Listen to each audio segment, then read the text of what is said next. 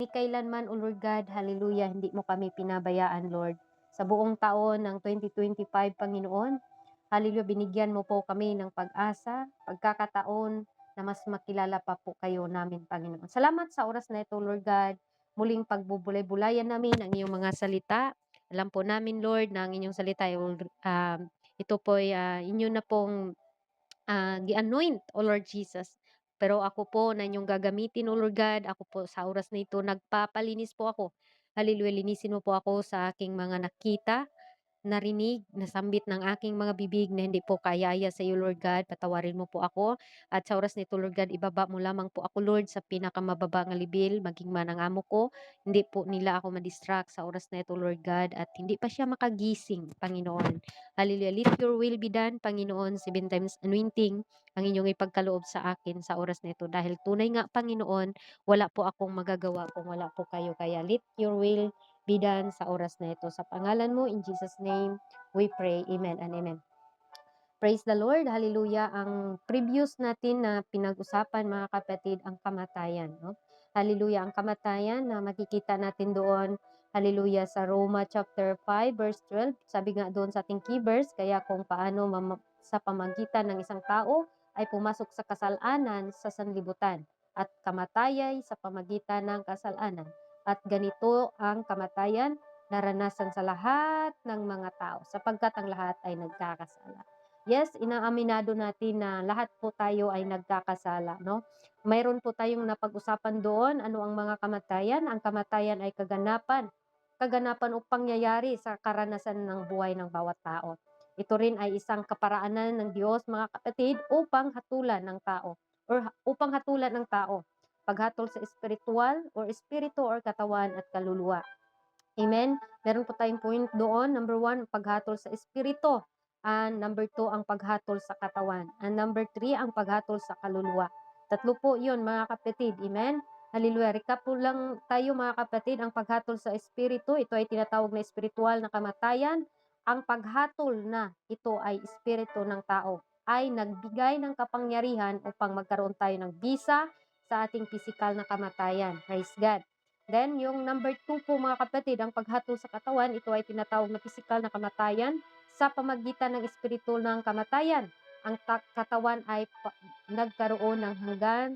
Ito ay physical na kamatayan at physical na kamatayan ay kailangang maganap upang matulan ang katawan. Number 3, yung ating punto doon, ang kaluluwa at paghatol, ito ay timbang ng Diyos pagsunod ng tao sa kalooban sa Diyos.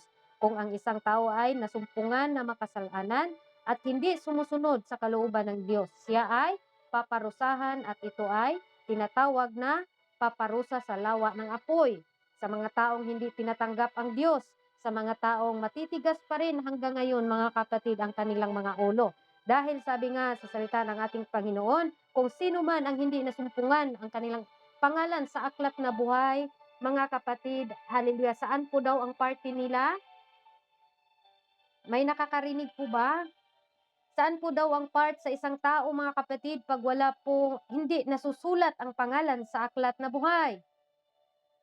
Apocalypse chapter 20 verse 15, at kung sino man ang hindi nasumpungan na nakasulat sa aklat na buhay ay ibinubulid sa dagat-dagata na apoy. Amen? Hallelujah. Tandaan po natin, mga kapatid, amen, na hindi lang po ito simpleng pagtuturo, kundi mga kapatid, isa po itong paalala sa bawat isa, no? Hallelujah. Sabi nga doon, mga kapatid, sa number 3 na points, ang paghatol sa kaluluwa ay paghatol na ito ay pagtimbang sa Diyos ng pagsunod at hindi pagsunod sa tao sa kalooban ng Diyos. Ano daw ang nais ng Diyos? Na maisulat ang ating pangalan sa aklat na buhay. Paano ba maisulat ang ating pangalan sa aklat na buhay, mga kapatid? Tanggapin natin ang ating Panginoon na siya ang ating tagapagligtas. Hallelujah, sumunod tayo sa turo ng ating Panginoon. Hallelujah, unang-una, mayroon tayong pananampalataya. Number 2, repentance. Hallelujah, iniwan natin ang ating kasalanan. Number 3, mga kapatid, baptism of the water. Hallelujah, sa pangalan ng ating Panginoon. Sa Acts chapter 2, verse 28, mga kapatid, o 38, sabi doon, mga kapatid, ni Peter, hallelujah, hallelujah, sabi doon, mga kapatid, hallelujah, Peter said, and to them, repent and be baptized every one of you, in the name of Jesus Christ for the remission of sin, and ye shall receive the gift of the Holy Ghost, mga kapatid. Yan po ang enrollment, mga kapatid. And then, number 4, mga kapatid, hallelujah, baptize of the Holy Ghost, mga kapatid. Ang Holy Ghost po, hindi po si pastor ang nag-baptize, mga kapatid. Hallelujah. Pag nakita ng Panginoon, hallelujah, na malinis po tayo, nagrepent po tayo at hindi na po tayo bumalik sa kanyang sa mga kasalanan natin dati. Hallelujah. Doon po, mga kapatid, ma-receive natin ang Holy Spirit or Holy Ghost na yan po ang nagkaroon po tayo ng makapagsalita tayo ng iba't ibang wika. Amen? Hallelujah. Kaya praise God. Hallelujah. At sabi doon, mga kapatid, may iba't ibang kahulugan ng kamatayan. Letter A, ang pagkawala ng buhay. Siyempre, pag mamatay, wala ng buhay. Letter B, ang kamatayan ay malakas na kapangyarihan, isang puwersang hindi natin mapipigilan. Amen. Letter C, ang kamatayan ay paghihiwalay sa espiritu at kaluluwa at katawan. Tandaan natin, mga kapatid, katawan natin ay mahiwalay sa ating kaluluwa at katawan, mga kapatid. Ang espiritu ang siyang babalik sa ating Panginoon. Letter D, kamatayan ay walang tinatanggi at walang ginagalang na tao. Kahit mayaman ka man, presidente ka man ng buong lungsod, hallelujah, kapitan ka man, praise God, kamatayan kung dyan ka lang taman o dyan ka lang talaga ay mamamatay talaga. Amen? Hallelujah. Letter A, ang kamatayan ay ang kamatayan ay inihalintulad ng Panginoon sa pagtulog. Amen. Katulad ng pagtulog natin, tayo may karapatan matulog, pero pagising hindi na sa atin yan. Grasya na lang yan, or grace, o by the grace of God, nagising pa tayo. Kaway-kaway kayo dyan, kaya ginising kayo ni Lord ngayon. Amen? Isa din ako na nagising, mga kapatid. Pero wala tayong karapatan na igisingin natin ang ating sarili kung hindi po talaga yan kalooban ng Diyos. Amen? Hallelujah. Yun po, mga kapatid, mga iba't ibang kahulugan ng kamatayan. Letter number 2, ano ang dahilan na nagkaroon ng kamatayan? Ito na naman. Ayon sa huling aralin natin, previous to, mga kapatid, giano ko lang sa inyo, tinatawag na recap ko lang muna, mga kapatid, para magtuloy-tuloy po, kasi mahirap naman, bunta na naman tayo ng ibang topic. Ito hindi pa natin masyadong natapos. Okay? Sa anong dahilan at nagkaroon ng kamatayan? Ayon sa huling pag-aral natin sa Luke naman doon, Romans chapter 5 verse 12, mga kapatid. Amen. At sa Romans 6:23, sa pamagitan ng kasalanan, ito ay resulta ng tatlong uri ng kamatayan. Una, spiritual kamatayan, physical na kamatayan, at letter C, ikalawang kamatayan o walang hanggan kamatayan. Yun na po, mga kapatid, ang ating mapapala pag tayo po ay, hallelujah, mamamatay. Amen? Hallelujah. Pero may mga buhay ngayon, pero spiritual namamatay na pala. Praise God. Yan po ang ingatan natin. Letter C, mga kapatid, ikalawang kamatayan, walang hanggang kamatayan. Yan po, letter C. Hallelujah. Ikalawang kamatayan na walang hanggang kamatayan na. Praise God. Hallelujah. Number 3, ano ang tatlong kamatayan at anong kahulugan na dulot nito? Spiritual na kamatayan. Ito ay pagkawala ng spiritual na buhay, at sa paningin ng Diyos ng tao ay patay, bagamat katawan ay buhay. Ito ay dahil sa kasalanan. Anong kasalanan na meron dito? Hallelujah, yung mga kasalanan natin na patuloy nating inaalagaan. Hallelujah. Kaya sabi nga ni Apostol Paul sa Efeso chapter 2 verse 1,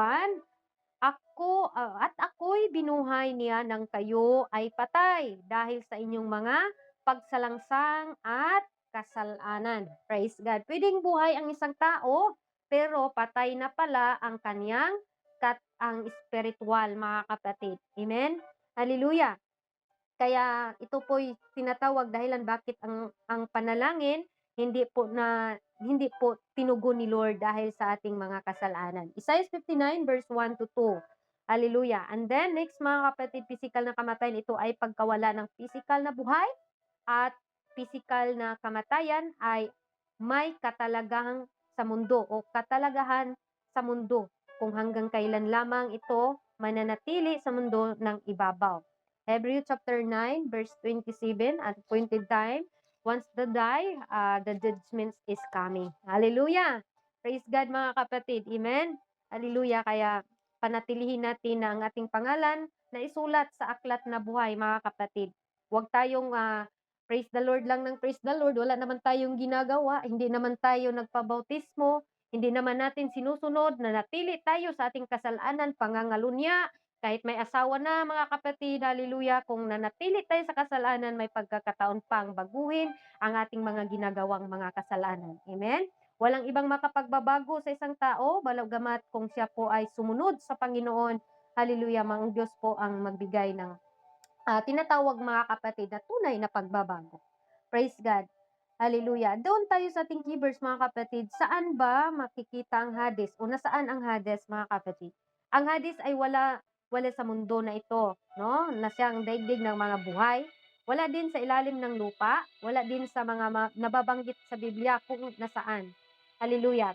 Wala tayong mababasa, hallelujah, na nandoon, mga kapatid. Pero ito pong nakikita sa isang tao na ang isang Kristiyano nasa ikatlong langit na tinatawag din naman na paraiso.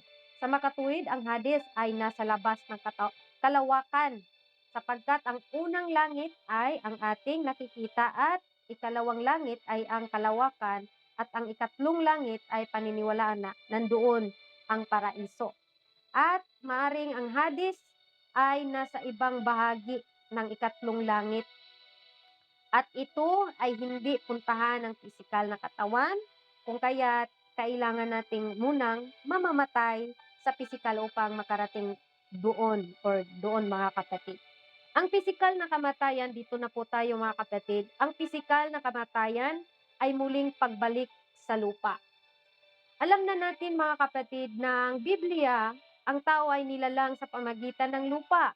Genesis chapter 2 verse 7, mga kapatid. At dahil sa lupa nanggaling ang katawan ng tao, sa lupa din kanyang babalik kapag siya ay namamatay. Amen. Itong katawan natin, mga kapatid, wag natin itong masyadong alagaan.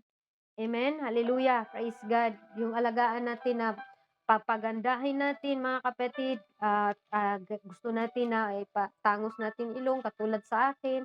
Dati, mga kapatid, nakapagsabi ako na makauwi ako, parang gusto kong ipatangos ko yung ilong ko, di ba? Yun po ang aking desire nung nasa ano pa lang talaga ako, yung nasa Makamundo, no? Hallelujah. Pero nung nakapag-aral po tayo ng konting mga salita ng Diyos, mga kapatid, nasabi ko na itong katawan na ito ay babalik lang ito sa lupa. Kaya mas alagaan natin ang ating spiritual, dahil ang spiritual po, siya po ang mangunguna, huharap doon sa ating Panginoon. Sabi sa Genesis chapter 2 verse 7, at nilalang ng Panginoong Diyos ang tao sa alabok ng lupa, at hiningaan ang kanyang mga butas sa ilong, at hininga na buhay, at ang ito ay naging kaluluwa may buhay. Praise God. Lahat po tayo, mga kapatid, ay ang galing doon, mga kapatid.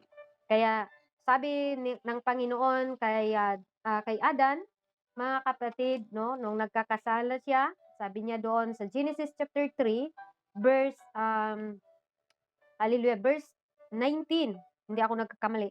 Sabi doon, sa pawis ang inyong mukha ay kakain ka ng tinapay hanggang sa ikaw ay mauwi sa lupa, sapagkat diyan ka kinuha, at sapagkat ikaw ay alabok, at sa alabok ka uuwi. At lagi nating tandaan, mga kapatid, na itong katawan natin, kung saan tayo kinuha, doon tayo babalik. Amen? Hallelujah. Huwag tayong matakot mamatay. Pag once na ikaw, alam mo na ikaw palangit ka. Ang matatakot mamamatay ngayon, na hanggang ngayon hindi pa tinatanggap ang Diyos. Hindi pa nila tinatanggap ang Diyos na siya ang ating tagapagligtas. Pero yung mga tao, mga pastors, ang mga talagang nandoon sa paglilingkod ng Diyos, hindi yan sila matakot mamatay, mga kapatid. Pero kung ikaw matakot ka mamatay, diyan naman talaga tayo papunta. Amen? Hallelujah. Minsan itong mensahe na ito, mga kapatid, lagi ko lang itong maririnig sa mga may patay. Hello, church, hindi lang po sa may patay natin ito ibahagi. Katulad ng mga baguhan pa lang, hindi pa nakakaalam sa katotohanan. Hallelujah, grabe ang pag-effort natin. Kain tayo. Hallelujah, sabi nga sa ating keyverse or sa ating binasa ngayon, Sa pawis ng inyong mukha ay kakain ka ng tinapay. 'Pag ang mga tao, tayo hindi tayo magtrabaho, paano tayo makakain? Tapos sabi dito, hanggang sa ikaw ay mauwi sa lupa. Amen? Hallelujah. Habang tayo nagtatrabaho para makakain tayo, lahat ng pinupundar natin babalik sa lupa. Hallelujah. Lahat ng binigay ng Diyos sa atin ay babalik yan sa lupa, mga kapatid. Kaya ang alagaan po natin, hallelujah, ay ang ating pananampalataya sa ating Panginoon. Sabi pa niya, mga kapatid, sa hallelujah, Ecclesiastes, praise God, Ecclesiastes, mga kapatid, Ecclesiastes chapter 3, verse 20. Ang sabi niya dito, praise God, basahin po natin. Hallelujah. Chapter 20. Lahat ng nagsisiyaon sa dako, lahat ay buhat ng alabok, at lahat ay nauwi sa labok uli. Amen? Lahat ng ating pinaghirapan ay babalik sa alabok, mga kapatid. Amen? Hallelujah. Kung pinapaganda man natin ang mukha natin, mas papagandahin natin ang ating paglilingkod sa ating Panginoon. Dahil itong katawan na ito, mga kapatid, ay wala tong kwenta pagdating sa panahon. 'Di ba? Hallelujah. Praise God. Kaya thankful tayo na napangaralan tayo sa salita ng ating Panginoon, mga kapatid. Dahil dito po tayo tinuturuan, hallelujah, ng ating mahal na Panginoon. Next verse, mga kapatid, dito na po tayo sa physical na kamatayan, no? Mayroon po tayong verse dyan na nababasa, Genesis chapter 3, verse 19, Ecclesiastes chapter 3, verse 20, and John chapter 21, verse 18. Ang sabi doon sa 18, sa katotohanan, sinabi ko sa inyo nang ikaw ay bata pa, ikaw ay nagbihis, at ikaw ay lumakad kang saan mo ibig. Katulad sa atin ngayon. Hallelujah, dahil buhay pa tayo, bata pa tayo, mga kapatid. Gusto nating pumunta ng dito sa abroad. Hallelujah, makapunta ba tayo dito kung wala tayong hindi tayo makapag-isip na mag-abroad ako. Sabi dito sa katotohanan, sinabi ko sa inyo nang ikaw ay bata pa, ikaw ay magbihis o nagbihis, at ikaw ay lumalakad kung saan mo ibig. Ngunit pagtanda mo ay iunat mo ang inyong mga kamay at bibigkisin ka ng iba at dadalhin ka kung saan hindi mo ibig. Yan po, mga kapatid, no? Hallelujah, ang kamatayan sa physical. Hallelujah. Kamatayan po yun sa physical, mga kapatid. Next, ang kahalagahan ng physical na kamatayan. Ito naman ang kahalagahan sa isang taong namamatay physical. Karamihan, mga kapatid, sa tao ay takot ng physical na kamatayan, right? Hallelujah, para sa karamihan ito ay pinaka nakakatakot na mangyayari sa kanila. Amen? Ni halos ayaw nila itong pag-usapan. Tama? Hallelujah. Tunay na, mga kapatid, ang kamatayan ay nakakatakot. Sabi ko na nga, kung ang isang tao ay hindi nila nakilala ang Panginoon, natatakot talaga silang mamamatay. Amen? Ang tunay na kamatayan sa panahon na wala na ang tao sa presensya ng Diyos, sapagkat ito ay magdudulot ng ikalawang kamatayan na siyang walang hanggang parusa sa lawa ng apoy. Dapat pala yung matatakot mamamatay nung hindi pa tinanggap ang ating Panginoon. Amen? Bilang Kristiyano naman, hallelujah, tayo po ay isang matuwid na lingkod ng Diyos. Hallelujah. Ang kamatayan, mga kapatid, ay pag kapanabik or nananabik ka ba? Kapanabikan. Hallelujah, na mangyayari. At ito din ay tinatawag, mga kapatid, na paglunok ng katagumpayan. Sapagkat ang matuwid na Kristiyano o lingkod ng Diyos ay walang kapangyarihan ang ikalawang kamatayan. Hallelujah, napakaano pala, mga kapatid, pag ikaw ay tunay na naglilingkod sa Diyos, pag once na ikaw ang mamamatay, hindi ka matatakot. Hallelujah. Kaya sabi doon sa Apocalypse chapter 20 verse 6, mga kapatid, mapalad at banal ang makatakip sa unang pagkabuhay na muli.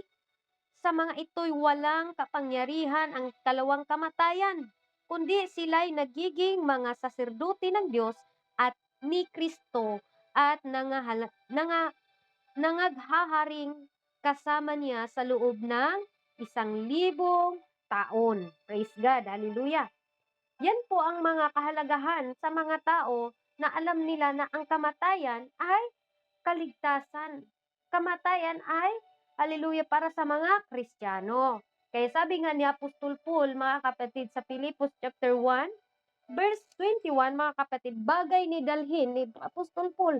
Pero sa mga tao na hindi nila nakilala ang Panginoon, dinadala pa rin nila ito na verse Hallelujah. Para kay Apostol Paul, Apostol Pablo, mga kapatid, sabi niya doon, ang kamatayan ay isang pakinabang na ibig sabihin ay mahalaga o napakahalaga.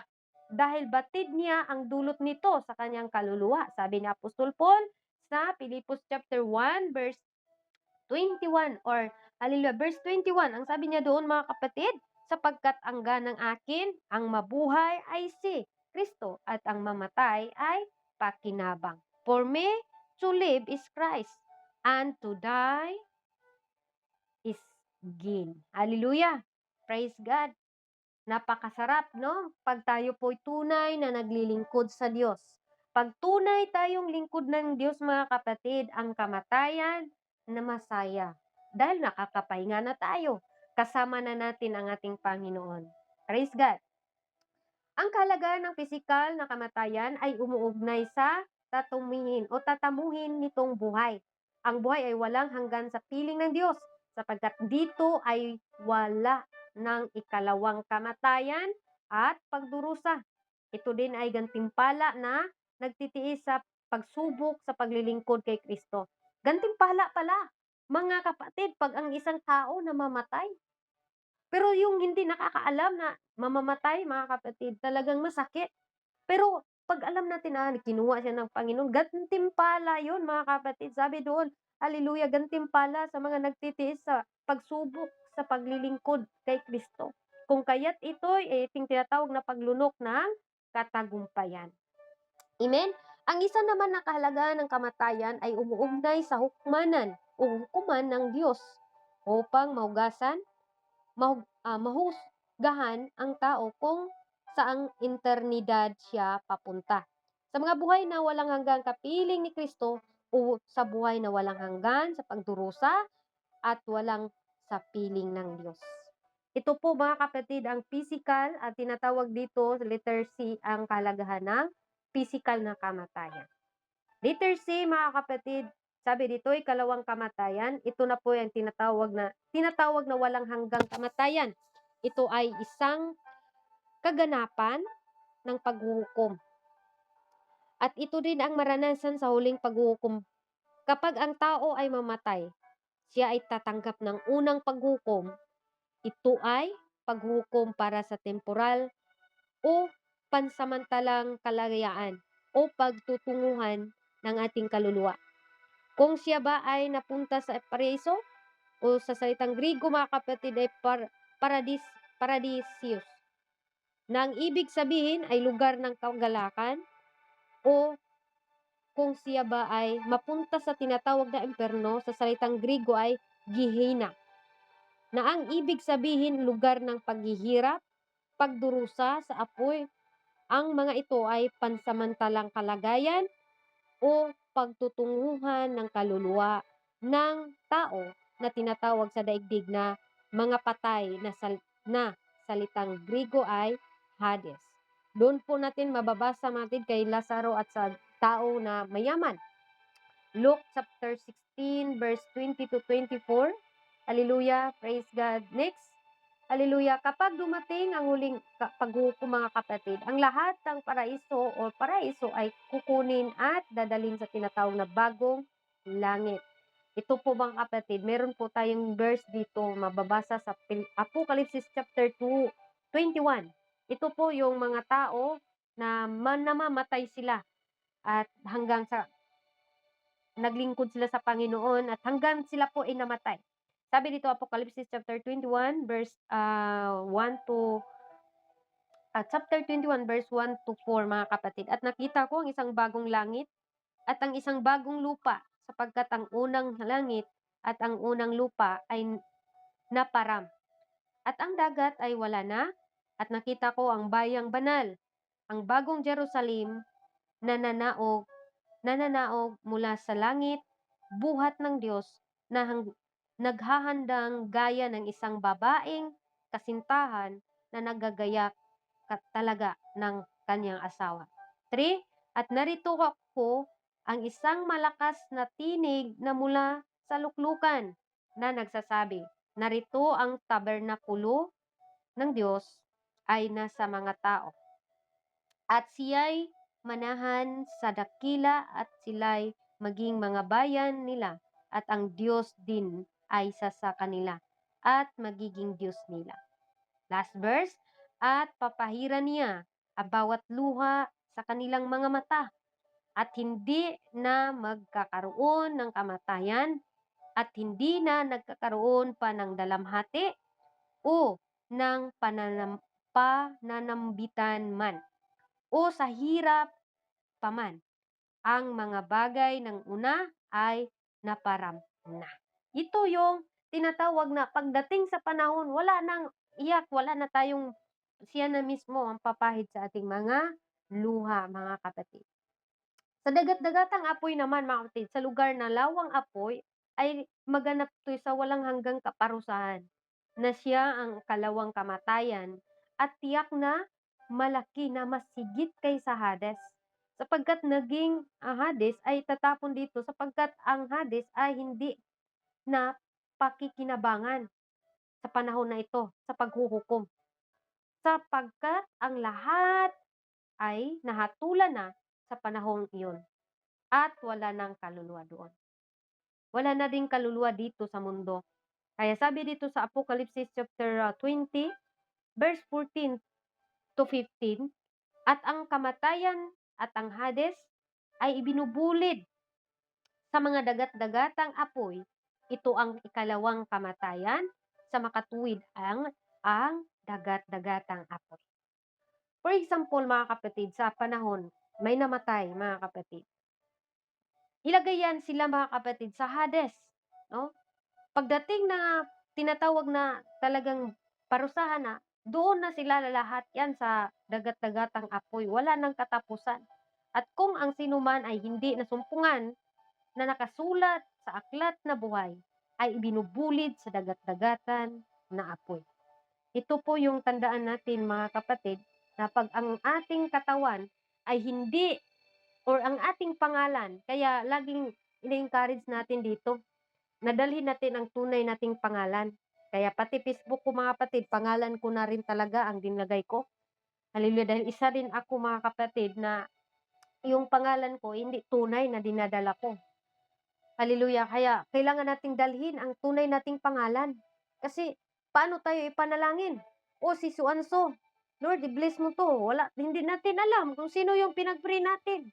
Kaya lalo na pag magpa-pre-request tayo, mga kapatid, pangalan natin, bakit makakahiya ba yung pangalan natin talaga ang dadalhin? Praise God! Nakakahiya, mga kapatid, kung ang pangalan natin hindi nasusulat sa aklat na buhay.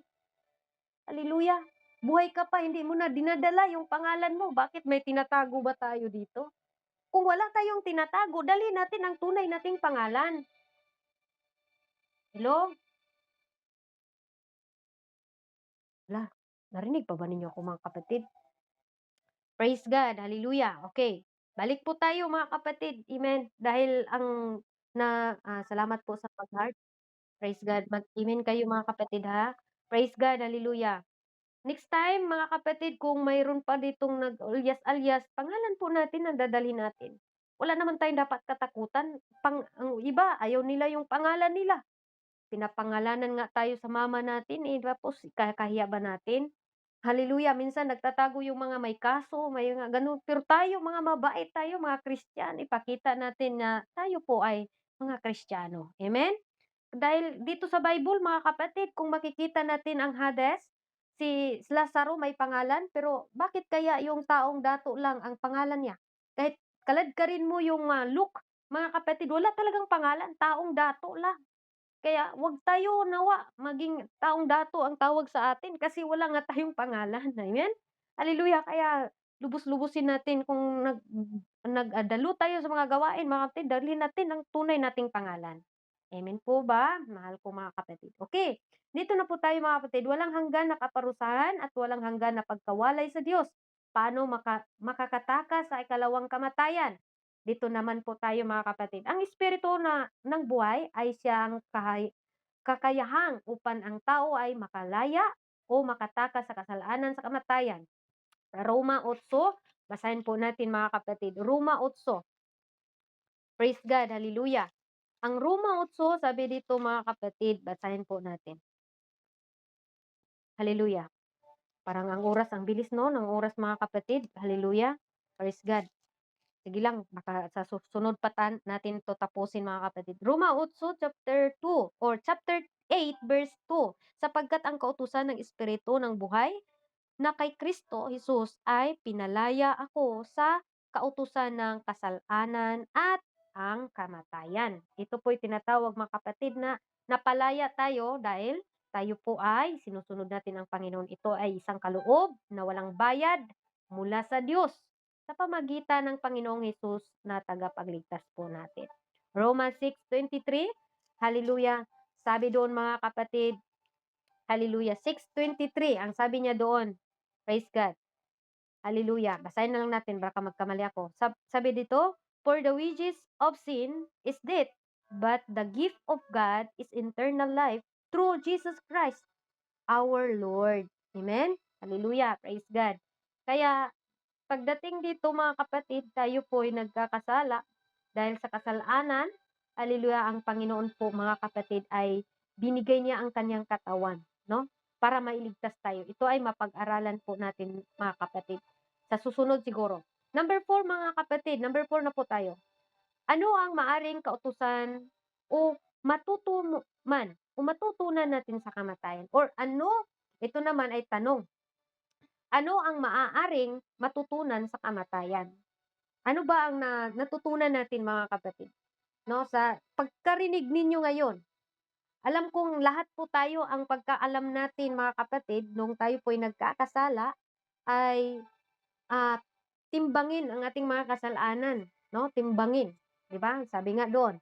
Pero kung mas mabigat doon sa kasalanan mo, doon talaga yung lahat ng karumal-dumal na ginagawa natin, punta tayo sa Hades. Yung Hades mga kapatid, yung pong tinatawag na apoy, no? Praise God, doon po tayo, pagkatapos na paghuhukom, lahat ng nasa Hades na mga kapatid, ay doon na po papunta sa dagat-dagatan nga apoy.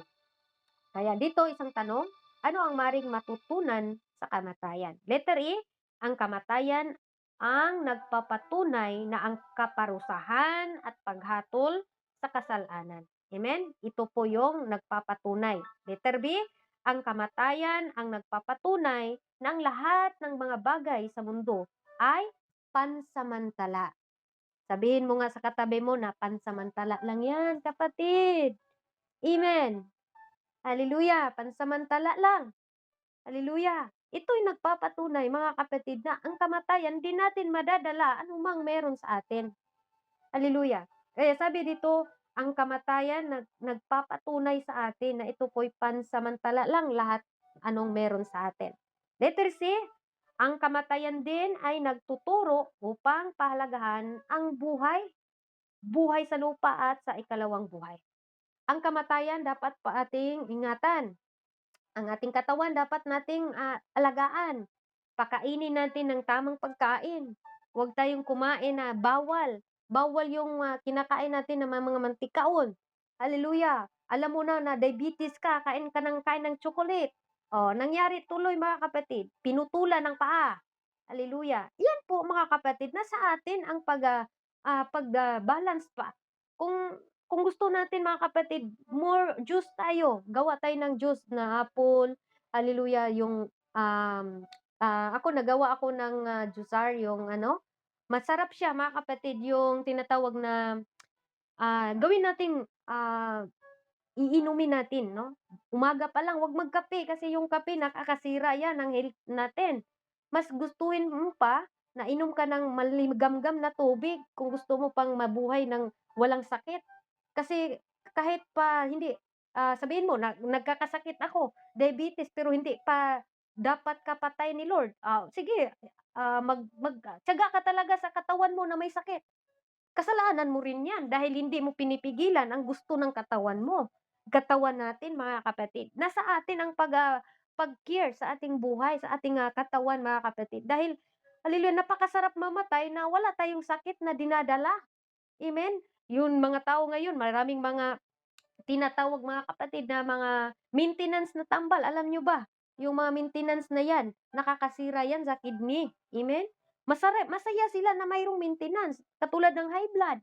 Hallelujah, maintenance, nagmi-maintain sila. Pero alam ba natin na nasa atin ang pag-ingat, mga kapatid?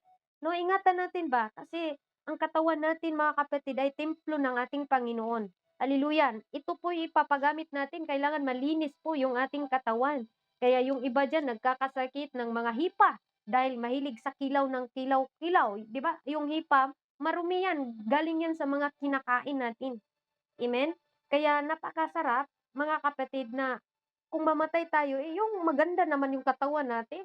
Hindi yung namatay ka na, wala ka ng isang kamay, wala ka ng isang paa dahil diabetes ka. Hindi yan kasalanan ng Panginoon, ha.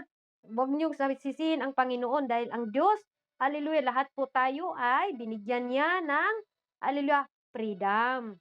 Paano tayo mamuhay? Paano tayo mamuhay? Paano natin alagaan ang ating mga buhay? Amen? Hallelujah. Kaya next mga kapatid, sabi dito, ang kamatayan din ay nagtuturo upang palagahan ng buhay, buhay sa lupa at ikalawang buhay. Dito naman mga kapatid, basahin natin ang kinakailangang hinggil sa katanungan tungkol sa bagay na umuugnay sa kamatayan. Dito na naman, ang mga ilang katanungan hinggil sa mga kamatayan. Sabi dito, number one ng tanong, sabi dito, bakit may mga sanggol o mga pitos na hindi nabubuhay? Ito naman mga kapatid ay masasagot natin sa maaaring hindi na nais ng Diyos na mabuhay ito sila, no? Marami siguro, mayroon tayong mga kababayan na hindi na, mayroon din akong kababayan mga kapatid na galing siya sa bakasyon. Pagdating niya dito mga kapatid, mayroon na pala siyang bibi, nakunan siya mga kapatid, no? Napunitan siya ba? Yun po yung tinatawag na pitos, no? Hallelujah, hindi naman siguro mahirap intindihin yung pitos. Kumbaga, 1 month pa lang, nakunan na mga kapatid. And then, hallelujah, maranasan, maring nais ng Diyos mga kapatid na isang sanggol na mamatay na hindi niya maranasan yung pagkakasala o maparusahan dahil hindi na inilagay ng Diyos ang mga sanggol sa alanganin. Amen? Kundi bagkus mailagay siya sa mas mabuting kalagayan sa piling ng Diyos. Amen? Bakit ba? Ito na naman ang tanong, bakit nga ba ibinigay ng Diyos ang sanggol sa magulang, ngunit binabawi din naman agad? Meron din po tayong mga kakilala na ang kanilang mga anak, 1 month or lagay lang natin 1 week, kinuha na ni Lord. Kaya mayroong nagtatanong at sasagutin natin. Hindi dahil sa ipinagkait sila ng ating Panginoon mga kapatid. Ito rin ay tao na tinatawag na buhay ng tao bilang isang magulang. Maaring ito ay pagkukulang sa tao ng kaalaman hinggil sa mga tamang pagbubuntis. Ito din po kasalanan sa nagbuntis. Hallelujah, hindi ka nag-ingat diyan, nadulas ka. Din labas yung si bibi, mga kapatid, na hindi pa tamang oras, no? Kaya dapat din talagang alagaan. Hallelujah. Ayon sa mga pag-aaral sa espiritu, mga kapatid, maaari itong kakulangan sa kalusugan sa ina. Tinatawag din na folic acid. Kung kaya't ang fetus ay hindi makapag-develop ng maayos upang mabuhay o maaring kulang sa check-up o ng doktor upang makita ang kalagayan sa sanggol sa tiyan ng ina at makapagbigay ng paalala sa mga dapat gawin. Amen? Hallelujah. And then, mga kapatid, dito na naman tayo sa number 2. Bakit may namamatay na maaga? Ito na naman, no? Kadalasan, bakit kaya ang aga-aga niyang namatay? Kinuha siya agad ni Lord. Ang tanong, ang sagot doon, mga kapatid, hallelujah, maaring naabot na niya ang kanyang kapanahunan. Amen? O katalagahan sa kanyang buhay. No? Ito pong tatlong sagot dito na mababasa po natin mga kapatid. Dahil sabi nga kanina sa ating introduction, ang kamatayan hindi po siya nagbabase sa edad, hindi po siya nagbabase kung ilang taon ka na. Sabi nga sa Hebreo chapter 9 verse 24 or 27, hallelujah, at it is appointed into man once die, but after this is judgment. Isang beses lang talaga tayong mabuhay. Amen? At kung paano itinatakda ng tao ang mamatay na minsan at pagkatapos nito ay paghuhukom, mga kapatid. Hallelujah. Yun po. Pangalawa po mga kapatid, bakit namamatay maaga? Number 1, maaring ito po ay kakapanahunan na talaga niya. And number 2, maaring hindi na ninais pa ng Panginoon ang tao namatay ng maaga ay mabuhay pa at makaranas ng muli pang kasalanan. 'Di ba may mga tao na mamatay mga kapatid bago siya na katapos siya nagrepent? Hallelujah. Ayaw na ng Diyos na magkasala pa siya ulit. Kaya minsan ang tao bago siya pinatay, nagsisi muna siya, humingi siya ng tawad. 'Di ba? Mayroong mga ganun. Then, doon na, kinuha na siya ng Panginoon dahil ayaw na ng Diyos na siya po ay magkakamali pa. Number 3, mga kapatid, bakit may namamatay na maaga? Number 3, maaring ang taong namamatay ng maaga ay gumagawa ng isang bagay na ikakasira ng kanyang katawan. Mayroon din pong tao na namamatay ng maaga dahil alam mo nyo na, nagbigti, uminom ng Clorox, uminom ng Hello mga kapatid dahil sawi sa pag-ibig. Hello, hallelujah. Kaya kung masawi man kayo sa pag-ibig, huwag kayong uminom ng Clorox kasi kung mamatay kayo dyan, hindi na yan kasalanan ng Panginoon ha. Kayo na mismo ang pumatay sa inyong sarili. Hallelujah, nabasted ko, maghikog ko, gibulagan ko, maghikog ko. Hallelujah, gibiyaan ko sa akong bana, maghikog ko. Hallelujah, anong tawag doon? Mga kapatid, hallelujah, maaring ang taong namatay ng maaga ay gumagawa ng isang bagay na ikakasira, ano daw, ikakasira ng kanyang katawan. Tayo lang din naman ang dapat balance mga kapatid pagdating sa pagkain. Hindi po si brother, hindi po yung asawa mo. Kung gusto mong maging malusog ka, kumain ka ng mga malusog. Huwag kang kumain doon mga kapatid sa mga tinatawag na binawal na nga ng doktor, kakain ka pa rin. Hallelujah. Kaya maraming mga tao na nagkakasakit dahil hindi tama ang kanilang mga kinakain. Sabi pa sa mga ngaral, chapter 7, verse 17, sabi doon mga kapatid, at ang aking pinabanguhan ang aking higaan ng mira, mga aliyo at sa mga tinatawag na, praise God, tama ba ako? Mga ngaral. Oy, kawikaan pala ito. Praise God. Basahin po natin mga kapatid ang mga ngaral. Ecclesiastes pala yun. Hallelujah. Tama ba ako mga kapatid? Tingnan ko muna. Hallelujah. Mga ngaral, chapter 7. Okay, chapter 7 verse 17 mga kapatid. Dito na po tayo. Amen? Sabi dito mga kapatid, huwag kang magpakasamang lubha ni magpakamangmang man. Bakit ka mamamatay bago dumating ang inyong kapanahunan? Hallelujah. Ito din po mga kapatid ay tinatawag na huwag tayong magpakasama lubha dahil na maraming namamatay dyan mga kapatid. Hallelujah.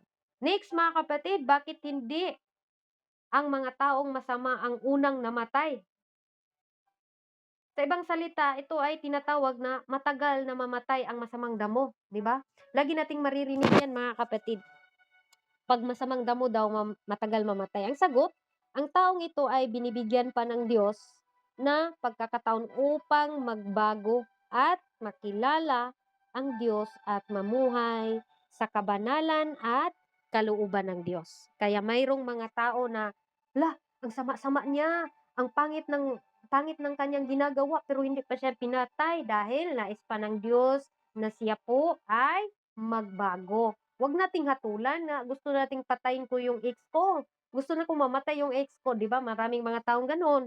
Pero gusto ng Diyos na sila po ay magbago pa, mga kapatid. Number 4 na tanong, bakit namamatay agad ang taong masama na bago at kumilala sa Diyos. Ito naman ang tinatawag na bakit nga namamatay agad ang taong masama na nagbago at kumilala ng Diyos.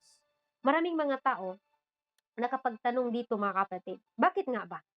Bago siya namamatay, nagbago siya, nakita mo na dati hindi ka binigyan ng pera ng asawa mo, mga kapatid, pero biglang nagbago siya mga kapatid. Dati hindi siya umuwi ng maaga. Ngayon bago siya namatay, 6:00 pa lang, umuwi na siya tapos tingnan mo siya na parang, hala ang bago. Marami akong nakilala nito mga kapatid, bago siya kinuha ng Panginoon, 1 month din siyang nagbago. Hallelujah, talagang mahal na mahal niya yung pamilya na bumawi siya. Mas maganda yung bumawi ka muna sa pamilya mo bago ka kukunin ng Panginoon. Hallelujah, nagbawi talaga siya mga kapatid. Binigay niya ang nais ng kanyang asawa, hallelujah, at after 1 month mga kapatid, kinuha siya ng Panginoon. Kaya sabi dito, alam ng Diyos ang kahinaan ng bawat isang tao. Batid niya din na ang panibagong buhay ay maring magbalik ang taong ito sa dati niyang gagawin. Maring ayaw na ng Diyos na siya'y magkasalang muli, 'di ba? May mga tao mga kapatid, nakilala mo ngayon, hallelujah, sobrang ano niya, grabe niya marami siyang bisyo mga kapatid, biglang nagbago. Hallelujah, at mga ilang araw lang, ilang week lang, kinuha siya ng Lord dahil ayaw na ng Panginoon na sila'y magkasala ulit. Number 5 na tanong, paano malaman kung ang isang tao ay malapit na siya na ang kanyang kamatayan? Ito na naman ang tanong kadalasan nating naririnig. Ang Biblia mga kapatid nagsasabi tungkol sa kaalaman ng tao hinggil sa kamatayan. Ang kamatayan, basahin po natin ang Job mga kapatid, no? Sabi dito sa Job mga kapatid, chapter 38, okay, basahin natin para lahat po tayo ay makarinig. Chapter 38 mga kapatid, verse 17, ang sabi niya dito, nangahayag ba sa inyo ang mga pintuan ng kamatayan? O nakikita mo ba ang mga pinto ng anino ng kamatayan? 17, sabi niya dito, iyong bang nabatid ang kaluwangan ng lupa? Ipahayag mo kung inyong nalalaman ang lahat. Hindi man siguro natin nalalaman mga kapatid, no? Hallelujah. Dito, sabi dito na ang tao ay walang kaalaman hinggil sa kanyang kamatayan. Kung kailan ito darating, maliban lamang kung sasadyain. Amen? Maliban na lang, wala talagang nakakaalam sa kamatayan. Amen ba mga kapatid? Maliban na lang kung sadyain niyang patayin ang kanyang sarili. Kaya ayon sa pagsusuri o survey mga kapatid, sa karamihan, ang tao ay bago dumating sa kamatayan ay maraming mga pagpapahiwatig katulad ng pag-iba-iba ang ugali, tulad ng pagiging mabait at malambing at nagiging matulungin. Pahiwatig pala ito mga kapatid. Maging mabait ka, malambing na ka, dati yung asawa mo hindi malambing, biglang bumait sa'yo mga kapatid. Yan pala ang tandaan mga kapatid na kukunin na siya ng Panginoon. Kaya 'pag humingi ng tawad yung ex niyo, patawarin niyo ha, kasi hindi pa yan mamamatay mga kapatid hangga't hindi niyo pinapatawad. Yung mga kapatid 'no, nandiyan pa ba ako mga kapatid, 48 minutes na po pala ako dito at hallelujah, dito na tayo magtatapos mga kapatid. Sa, ah, sa sa tanong number 5, okay. Mayroon pa po tayo sa susunod, pero dito lang po muna para mas lalo po nating maintindihan. Sabi dito mga kapatid, ayon sa pagsusuri, sabi dito pagiging mabait, malambing, nagiging matulungin na. Dati hindi siya matulungin. Maalalahanin, laging nagpaalala sa waring aalis at hindi na babalik, no? May mga pagbilin at iba pa, ang mga ito ay mga pagpaywatig ng kanyang pamamaalam. Ito din ay tinatawag na salagimsim o intuition. Para ngayon pa lang itong mga kapatid, ayon din sa saliksik natin sa ilang mga psychology mga kapatid, expert na tinatawag na scientifico, na posible na ang maramdaman ng katawan ng isang tao na mamatay ay sa pamagitan ng ilang pagbabago, 'no? Hallelujah, parang alam niya na mamamatay na ako, biglang nagbago. Hallelujah, karamihan mga kapatid, kakaibang atmosphere, hallelujah, atmosfera sa mahirap na ipapaliwanag, 'di ba? Hallelujah. Ayon sa isang sinatawag na gayon pa man mga kapatid, sa mga pagsasaliksik ng mga scientifico ay tinatawag na pikolohiya ay hindi pinatunayan na mababatid ng kamatayan kundi kailan at saan. Ito ay isang paglinaw lamang sa maaring malapit na ang kamatayan. Ito po kumbaga malapit na ang kamatayan, biglang bumait, biglang mapagbigay, biglang mawain, bigla siyang nag-iba mga kapatid. Ito pala ang palatandaan sa isang tao na bago siya kinuha ng Panginoon, nagbago muna siya. Tinanggap niya ang Panginoon, nagpabautismo siya, haleluya, dahil alam niya na malapit na siguro akong kukunin ng Panginoon. Kaya maraming mga tao ngayon, haleluya mga kapatid, na nagbabago. Pero pag ang isang tao hindi nagbabago hanggang sa kanyang kamatayan, nasa kanya pa rin yan. Amen? Dahil lahat po tayo ay may freedom, mga kapatid. Hallelujah. To God be all the glory. Hallelujah. Dito lang po muna ang salita ng Diyos. Hallelujah. At nawa sa susunod, meron pa po tayong mapag-aralan.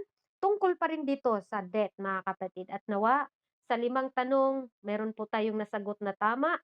At sa mga susunod na pag-aaral natin, mga kapatid, ay pag-aralan pa rin natin about pa rin sa kamatayan. Tapusin natin to bago tayo pupunta ng ibang mga topic kasi hindi tayo pwedeng kahit saan tayo magsimula, mga kapatid, na hindi natin natatapos. Lagi na lang tayong nagsimula pero wala namang katapusan. Kaya tapusin natin ang ating napag-aralan. To God be all the glory. Sa Diyos ang lahat ng papuri at sa oras na ito tayo po'y manalangin. Pero bago po ang lahat, maraming salamat po sa pagkakataon. Sa Diyos ang lahat ng pagpapuri natin, mga kapatid. At salamat din sa higayon. Salamat sa pagkakataon na tayo po'y nakabahagi dito sa GCAP o Jesus Christ Apostolic Pentecostal na wala po tayong ibang itinataas kundi ang ating mahal na Panginoon. Tayo po'y manalangin, mga kapatid. O Lord God, Ama naming banal na makapangyarihan sa lahat. Salamat, Lord, sa pagtuturo mo sa amin about po sa aming kamatayan. Lord, ikaw lang po ang nakakaalam sa lahat ng aming mga napag-aralan ngayon. Salamat, Lord God, sa wisdom. Salamat sa kaalaman namin, Lord, na inyong ipinagkaloob sa amin. Nawa, Lord, ito po'y aming ingatan at palaguin hanggang sa iyong pagbabalik. Maraming salamat, Lord, sa pagkakataon. Sa iyo lamang ang pinakamataas na papuri, Lord God. Blessing upon blessing sa BR na ito. Pag-ibig, hallelujah, ang siyang manguna, Lord God. Sa iyo ang pinakamataas na papuri sa pangalan ni Jesus' name we pray. Amen. Amen. To God be all the glory. At ibabalik ko po sa ating magandang presenter. God bless us all. I love you. With a love.